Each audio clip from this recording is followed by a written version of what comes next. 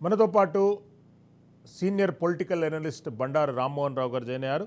రామ్మోహన్ రావు గారు, చెప్పండి. అంటే మీరు గతంలో జర్నలిస్ట్గా పనిచేశారు. మిమ్మల్ని అడిగితే ఈ సబ్జెక్టుకు న్యాయం జరుగుతుందనే కోణంలోనే మిమ్మల్ని ప్రశ్న అడుగుతున్నాను. టీవీ5 సాంబశివరావు గారు ప్రోద్బలంతో ప్రముఖ రియల్టర్ సర్నాల శ్రీధర్రావు గారి దగ్గర 15 కోట్ల రూపాయలు టెలిఫోన్ ట్యాపింగ్ వ్యవహారంలో నిందితులుగా ఉన్నటువంటి భుజంగరావు గారు డిమాండ్ చేశారు. అతని నుండి 13 కోట్ల రూపాయలు ఎలక్ట్రో బాండ్స్ కింద బీఆర్ఎస్ పార్టీకి కట్టించామని చెప్పి అతను పోలీస్ అధికారులకు ఇచ్చినటువంటి స్టేట్మెంట్లో చాలా స్పష్టంగా మెన్షన్ చేశారు. ఇప్పుడు ఎట్లా స్పందిస్తారు ఈ అంశం పైన మీరు? శ్రీశైలం గారు, మీకు మల్యాద్రి గారికి ఇంతకుముందు మల్యాద్రి గారు మాట్లాడుతున్న దాన్ని ఏకీవిస్తున్నాను. ఎందుకంటే కోఅక్యూజ్డ్ కన్ఫెషన్ స్టేట్మెంట్ లో అంటే తీగలాగితే డొంక ఎదుగుతుంది కదా, ఖచ్చితంగా.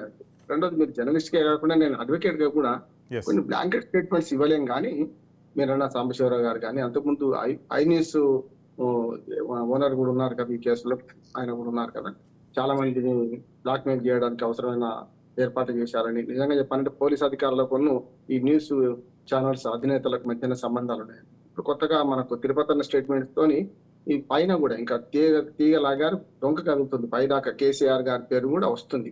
అంటే ఎక్కడ పరిచయం చేశారు వీరిని?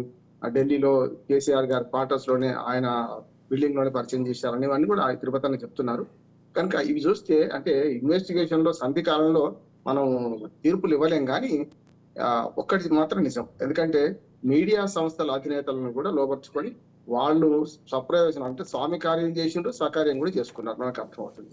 మీరు అన్న పేర్లు సాంబశివరావు గారు కావచ్చు, లేకపోతే ఐ న్యూస్ యజమాని కావచ్చు, వీళ్ళందరూ కూడా ఒక ఆయుధం ఇస్తే శ్రీశైలం గారు, ఆయుధంతో కూరగాయలు కోయొచ్చు, మడికాయలు కోయొచ్చు. కత్తి స్వభావం కోయడమే అంతే తప్ప దేనికి వస్తున్నాం అనేది ఉండదు కదా. ఇది అంతే. ఒకసారి వాళ్ళకి అవకాశం ఇస్తే ఏం చేశారు వాళ్ళు? మీరన్నా 15 కోట్లు ఎట్లా వసూలైనవి అంటే, నిజంగా చెప్పాలంటే ప్రభుత్వానికి వాళ్ళ అవసరం ఉంది కనుక వాడుకునే ప్రయత్నం చేసిండ్రు. వాళ్ళ స్వప్రయోజనం కోసం ఇతరత్ర మార్గాలు దక్కిండ్రు. మొత్తం పోలీసు వ్యవస్థ అంతే. ఇప్పుడు ఇందులో ఉన్న ఫోన్ ట్యాపింగ్ కేసులో ఉన్న అందరు పోలీసులు ప్రభుత్వం చెప్పిన పనులు కొన్ని చేసిండ్రు, వాళ్ళు చెప్పని పనులు కూడా చేసిండ్రు. అంటే చూసి రమ్మంటే కాల్చి వచ్చిందని మనం అంటాం కదా.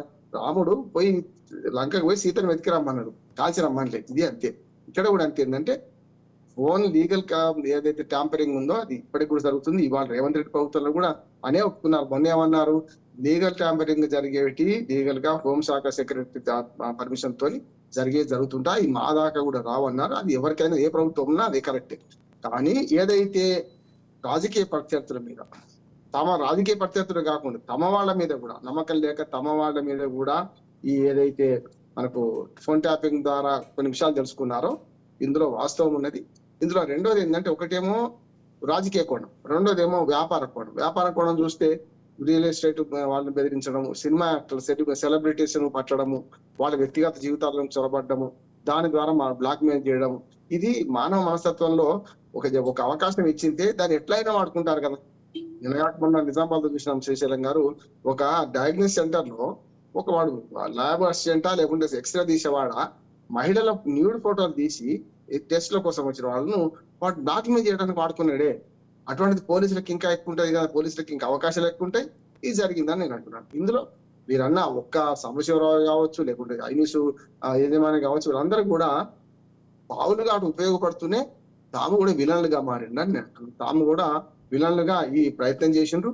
పెద్ద ఎత్తున డబ్బు కూడా సంపాదించుకున్నారు అంటున్నారు. ఇవాళ ఛానల్ నడపడం చాలా కష్టం, మీకు తెలుసు. ఒక ఛానల్ నడపడం చాలా కష్టం. ఇతరత్ర మార్గాలు తొక్కితే తప్ప ఈ ఛానల్ నడవడం లేదు. ఏదో రకంగా అంటే వాళ్ళ అడ్వర్టైజ్మెంట్ ఇవ్వడానికి కానీ రకరకాలుగా ప్రయత్నం చేశారు నేను అనుకుంటున్నాను. ఇందులో మీడియా పాత్ర కూడా ఎక్కువ ఉంది. మీరు అన్నట్టు జర్నలిస్ట్ గా మీడియా పాత్ర కూడా చాలా ఎక్కువ ఉన్నది. మీడియా అమ్ముడుపోయిన మీడియా అయిపోయిన తర్వాత ఇంకా మరీ అయిపోయిందంటే, అవకాశాలు ఎక్కడి నుంచి వస్తాడో పట్టుకుందాం, ప్రభుత్వానికి అనుకూలంగా ఉందాం, ప్రభుత్వానికి ఒక్క వ్యతిరేక వార్త రాసినా లేకపోతే ప్రచారం చేసినా వాళ్ళు రేపు అడ్వర్టైజ్మెంట్లు ఇవ్వరు, చిన్న పత్రికలు కానీ మనలేని పరిస్థితులు ఉన్నప్పుడు ఇట్లాంటి అక్రమదారులు దొక్కిరని నేను అనుకుంటున్నాను. అక్రమదారులు దొక్కడం వల్ల చేసుకున్నంత తప్పనిసరి వీళ్ళు అనుభవించాల్సిందే నేను